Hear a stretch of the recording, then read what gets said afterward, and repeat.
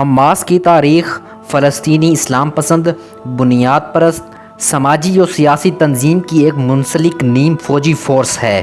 Hamas حرکات المقاومہ الاسلامیہ کا مخفف ہے، جس کا مطلب ہے اسلامی مزاحمتی تحریک۔ 1987 میں اسرائیل کے خلاف پہلی انتفاضہ شروع ہونے کے بعد حماس کی بنیاد فلسطینی امام اور کارکن احمد یاسین نے رکھی تھی۔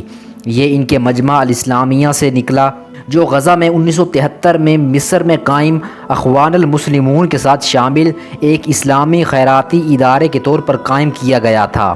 حماس 1990 کی دہائی کے آخر تک اسرائیل فلسطینی تنازع میں تیزی سے شامل ہو گئی۔ اس نے اسرائیلی PLO کے باہمی تسلیم کے خطوط کے ساتھ ساتھ اوسلو معاہدے کی مخالفت کی، جس میں فتح کو دہشت گردی اور تشدد کی دیگر کارروائیوں کے استعمال کو ترک کرتے دیکھا گیا اور دو ریاستی حل کی تلاش میں اسرائیل کو تسلیم کریں۔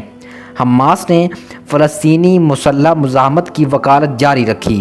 2006 کے فلسطینی قانون ساز انتخابات میں کامیابی حاصل کی، فلسطینی قانون ساز کونسل میں اکثریت حاصل کی، اور 2007 میں خانہ جنگی کے بعد فتح سے غزہ کی پٹی کا کنٹرول سنبھال لیا۔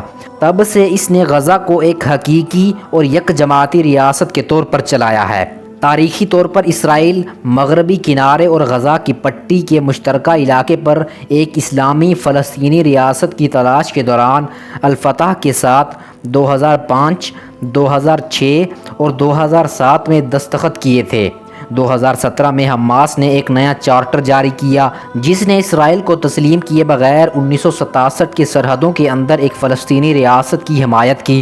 1967 کی سرحدوں پر مبنی حماس کی بار بار جنگ بندی کی پیشکش کو بہت سے لوگ دو ریاستی حل کے ساتھ مطابقت کے طور پر دیکھتے ہیں، جبکہ دوسروں کا کہنا ہے کہ حماس سابقہ لازمی فلسطین میں ایک ریاست کی قیام کی طویل مدتی مقصد کو برقرار رکھتی ہے۔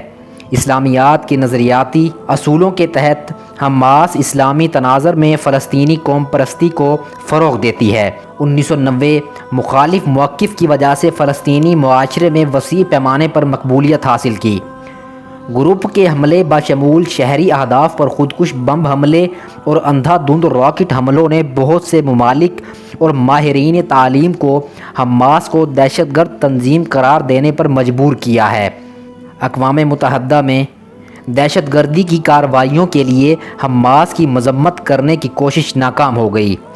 غزہ کی پٹی اس وقت ناکہ بندی کی زد میں ہے۔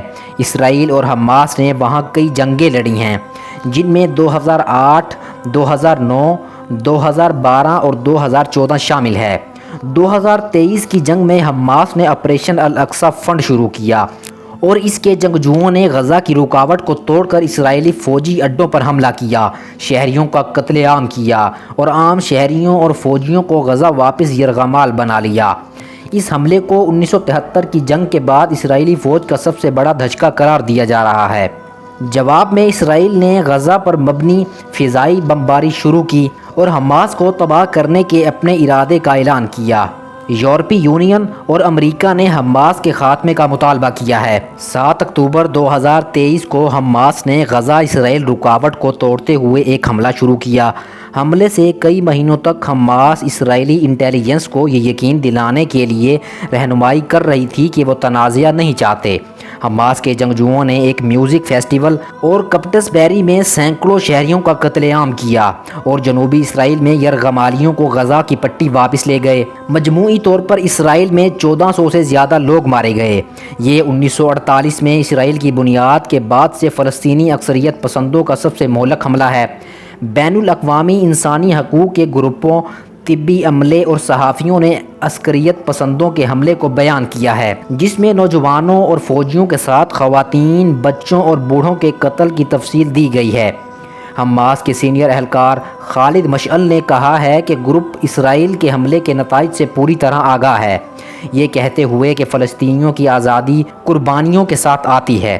13 اکتوبر 2023 کو اسرائیلی وزیر دفاع یوو گیلنٹ نے فلسطینیوں سے غزہ شہر سمیت شمالی غزہ کو خالی کرنے کا مطالبہ کرتے ہوئے کہا، دہشت گردوں کا چھلاوا شہری آبادی ہے۔